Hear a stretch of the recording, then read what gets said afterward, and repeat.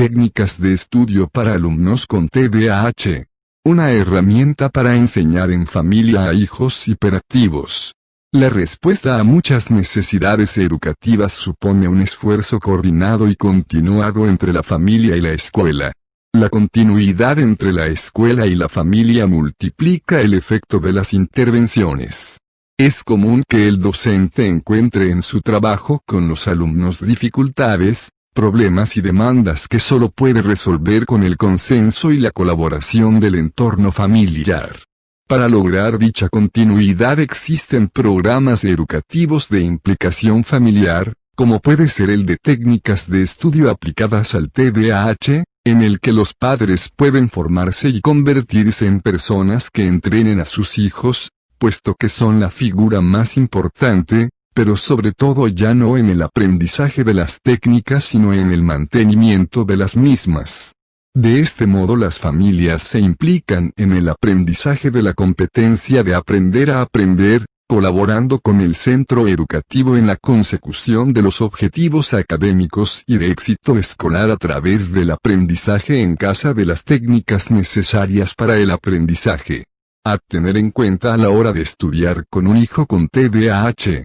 Inicialmente tenemos que tener en cuenta una serie de factores muy importantes. Tomando como referencia las características del trastorno, el apoyo en el estudio no será una tarea sencilla al principio, pero con el paso del tiempo se notarán las mejoras. Como todo en esta vida, el proceso de estudio lleva su tiempo, y a mayor edad, es más complicado ir ajustándolo, sobre todo lo que corresponde a la rutina de estudio. Si decidimos sentarnos a ayudar a estudiar a nuestros hijos debemos ser constantes, sentarnos con él durante un tiempo fijo y cumplirlo siempre, teniendo en cuenta que poco a poco debe ser él solo quien se encargue de manera autónoma de su estudio. Es necesario ser constante en el trabajo que vamos a realizar con nuestros hijos. Otro problema que surge es la constancia. Los padres no toleran los fracasos, al primero que surge o incluso ante alguna dificultad, falta de concentración, distracción constante, etc. El primer gesto es levantarse y marcharse. Si un padre está decidido a enseñar a estudiar a su hijo, debe hacer el esfuerzo de enfrentarse a toda situación posible y muchas serán situaciones negativas y frustrantes.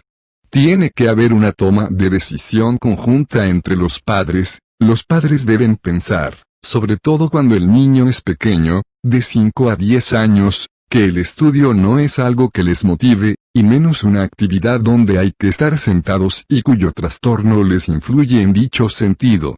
Por ello los menores aprovechan cualquier fallo de los padres, sobre todo en las decisiones, para poder escaquearse del estudio. En este sentido, debe haber congruencia entre ambos, incluso aunque sea equivocado, pero eso lo discutirán ambos, cuando estén solos, nunca delante del menor. Hay que reforzar el esfuerzo, no solo los objetivos. Reforzar es muy importante, sobre todo en niños y adolescentes con TDAH, haciendo hincapié en los comportamientos relacionados con la tranquilidad ante el estudio, o la constancia en el estudio. Esto ayudará a que vuelvan a repetir la conducta. Como es obvio, también los resultados, pero deben recordar que muchas veces la recompensa desplazada en el tiempo puede perder valor en estos menores, que son impulsivos, y es preferible pequeñas recompensas más inmediatas, así nos centraremos más en los esfuerzos que en los logros. No desacreditar la opinión de los profesionales, sobre todo delante de los menores. No podemos desacreditar a un profesor o a un profesional. En ocasiones ocurre esto porque no nos gusta la respuesta o la solución que nos dan. Sin duda no significa que el profesional siempre tiene razón, en absoluto, somos humanos y erramos, pero el papel del padre es pedir información y aclaración, y sobre todo reflexionar sobre las opiniones y consejos de los profesionales. La idea es llegar todos juntos a que los menores tengan éxito en sus estudios. No es una cuestión de quién tiene más o menos razón. Hay que recordar que al desacreditar a un profesional ante un menor, ese profesional está perdiendo su figura de autoridad y en ocasiones el trabajo conseguido. Tener en cuenta que para que exista un apoyo al estudio tiene que haber también un compromiso por parte de los padres. El compromiso va muy relacionado con la constancia. Debemos ser conscientes de que los niños pasan la mayor parte del tiempo con los padres, sobre todo en la parte donde estudian solos. Por eso es importante que los padres hagan caso a las pautas indicadas por el profesor, principalmente en los hábitos de estudio, para que el menor pueda mejorar. Este es el compromiso que puede ayudar al profesional a avanzar su trabajo. Ser estructurados, objetivos y constantes, y fomentar el trabajo conjunto con un profesional profesor. Se deben seguir unos pasos estructurados a la hora de estudiar, ser claro con los menores sobre qué objetivos conseguir a corto y a largo plazo. No siempre es importante el nivel de conocimiento de los padres, aunque los padres no conozcan la asignatura en cuestión a la que sus hijos deben enfrentarse, no tiene por qué ser un motivo para rendirse. Con los niños pequeños, de 5 a 12 años, las materias siguen una evolución y están muy bien explicadas en los libros, por lo que el trabajo del padre no es tanto de explicar o aclarar las dudas, sino de apoyar la interiorización de conceptos.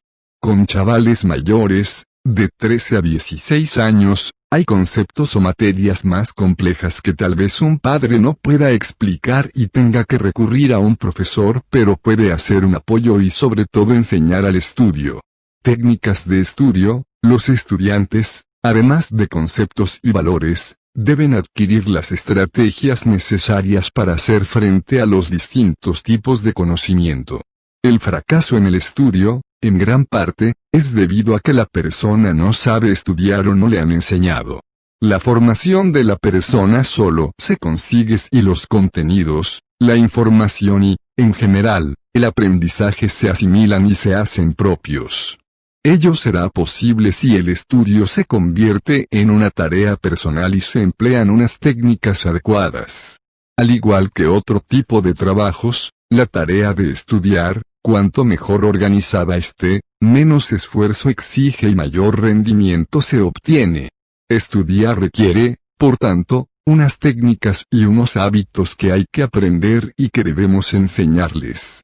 Para ello, analizaremos los hábitos y ambiente de estudio en casa, lugar, tiempo y modo de estudio. Analizando las rutinas de estudio y estableciendo un lugar que, a ser posible, sea siempre el mismo y el más tranquilo de la casa, tendremos en cuenta la organización y la planificación personal, partiendo de las necesidades de cada uno, manteniendo un equilibrio entre las horas de estudio y descanso. Les motivaremos en el estudio, valorando, animando y reforzando cada pequeño paso. Les orientaremos para el manejo de las técnicas de estudio, reflexionando sobre las ventajas de utilizar un método útil y eficaz que les ayude a rentabilizar el tiempo y a ahorrar energía. Les dotaremos de una metodología para la comprensión lectora, Epler, examina, pregunta, lee, esquematiza, resume, repasa. Les apoyaremos y ayudaremos a la hora de la preparación ante los exámenes. Estrategias básicas para tener éxito en el ámbito académico. Los estudiantes tienen la necesidad de aprender a estudiar, y más aún los alumnos con TDAH. Los alumnos afectados por TDAH a menudo presentan dificultades para organizar el estudio y sus deberes, y además muestran un concepto erróneo de lo que es estudiar. Creen que es sentarse delante del libro o de los apuntes y aprender de memoria sin comprender ni razonar. Realmente estudiar es el dominio de unas destrezas, habilidades y técnicas que se aprenden mediante ejercicios y que nos permitirán llegar al objetivo propuesto con total éxito, superar las pruebas escolares y aprender a aprender. En ocasiones vemos alumnos que no consiguen resultados académicamente satisfactorios, y esto es porque no disponen de organización y porque desconocen técnicas y recursos que puedan ayudarles a mejorar su rendimiento de trabajo y facilitarles el estudio de sus asignaturas. El tema del fracaso escolar es algo evidentemente preocupante. Numerosos estudios e investigaciones confirman que en muchos casos hay un elevado porcentaje de alumnos que tienen problemas de aprendizaje porque no tienen unos hábitos de estudio correctos.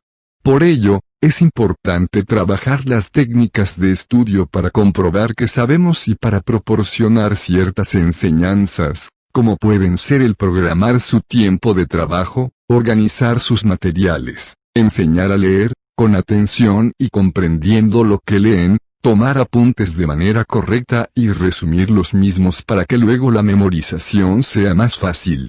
Por todo ello, pasaremos a explicar específicamente en qué consisten las técnicas de estudio. Primero, lectura general del texto. Leer el texto para tener una visión general del tema y ver qué relación tiene con los temas estudiados anteriormente. También es importante fijarse y leer el título del texto, puesto que ayuda a comprenderlo mejor. La lectura supone la práctica más importante para el estudio. Es el paso previo, la forma general de entrar en contacto con un tema.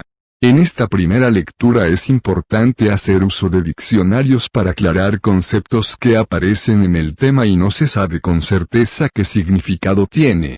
Si este paso no se hace, es más probable que la comprensión del texto en general te induzca a error a grandes rasgos. La lectura puede ser definida como un proceso en el cual se distinguen los siguientes momentos, estas dos últimas fases indicadas: contrastar el texto con el propio pensamiento, evaluar lo leído. Hace referencia fundamentalmente a la lectura crítica. Este tipo de lectura crítica adquiere un peso específico para conseguir un aprendizaje significativo, pues implica establecer una relación de lo conocido, conocimientos previos, con la nueva información que se nos expone. Segundo, lectura comprensiva de cada párrafo, sacar ideas principales, ver de cuántas partes consta el texto. Después se pasará a leer el primer párrafo despacio preguntándonos, ¿de qué hablan aquí? ¿Qué dice? Si es conveniente, hay que volver a leer las veces que sean necesarias hasta que sepamos de qué habla el párrafo. Cuando lo sepamos, escribimos la idea general lo más resumida posible. Se puede hacer en el margen izquierdo del texto, con lápiz, y esto se tendrá que hacer con todos los párrafos. Un método clásico para ayudarnos a lograr una mejor comprensión lectora es el Exequentes 3R, en inglés, Survey, Question, Read, Repite, Review. Veamos brevemente en qué consiste cada fase: examinar, survey, lograr una visión general de conjunto. El examen debe ser rápido, sin detenernos en detalles, buscando los planteamientos e ideas generales. Preguntar, question, saber qué es lo que se espera del texto. Las preguntas favorecen el aprendizaje, ya que convierten lo que leemos en algo con un significado especial para nosotros. Leer, read, de forma activa, facilitando de esta manera tanto la comprensión del tema como el recuerdo. Esto significa fijarse en los términos importantes, en los términos nuevos, en lo subrayado, etc. Es necesario leer todo: texto, citas, recuadros, gráficos, ilustraciones, etc. Repetir, repite. Un 50% de la lectura se olvida nada más concluirla. Repetir con las propias palabras el material leído ayuda a la retención. Repasar, review, hay que comprobar que se ha entendido y asimilado todo el material que interesa. Es necesario releer y aprovechar las notas, esquemas o resúmenes que se tengan. Además de ello, queremos resaltar la importancia que tiene la lectura crítica. Es algo que te puede ayudar, entre otras cosas, a entenderlo y a recordarlo. Lee un texto, saca tus conclusiones y contrástalas con lo que piensas. Una vez que se ha leído comprensivamente el texto, se deberá pasar a la fase del subrayado. Se subrayará las palabras clave que representan las ideas principales y las ideas secundarias, así como los detalles de interés. Se puede diferenciar el tipo de subrayado según la importancia de los aspectos a destacar, utilizando para ello distintos colores, distintos trazos, etc. Así pues, Es recomendable subrayar con colores diferentes lo que es la idea principal, la idea secundaria y lo que se refiere a los detalles. Si no se tiene experiencia en el subrayado, es mejor que al principio se utilice el mismo trazo. Cuando se consiga tener más práctica, se podrá utilizar las diferentes formas indicadas. En caso necesario, junto a cada párrafo se harán anotaciones al margen, en forma de palabra clave, para explicitar aspectos que aunque no se dicen abiertamente en el texto, nos van a resultar útiles para la organización de la información en los esquemas. Se puede utilizar también otro tipo de signos, flechas o símbolos que nos ayuden a precisar, destacar o relacionar unos contenidos con otros.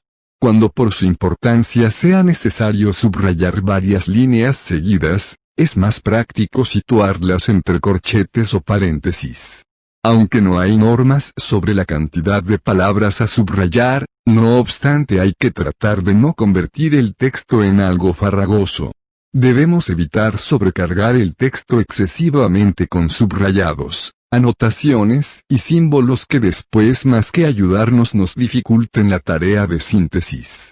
Ventajas de esta técnica: desarrolla nuestra capacidad de análisis y observación, facilita la comprensión y la estructuración de ideas, nos obliga a plantearnos qué es lo principal y qué es lo secundario, el estudio se hace más activo, nos obliga a fijar más la atención, facilita el repaso y la relectura rápida del texto. Errores más comunes en el subrayado: subrayar antes de haber realizado una lectura completa.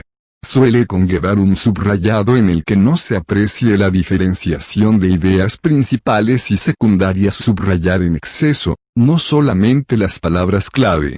Esto no nos ayuda, puesto que a la hora de hacer una síntesis tenemos nuevamente que leer todo lo subrayado y hacer entonces el análisis que no hicimos anteriormente.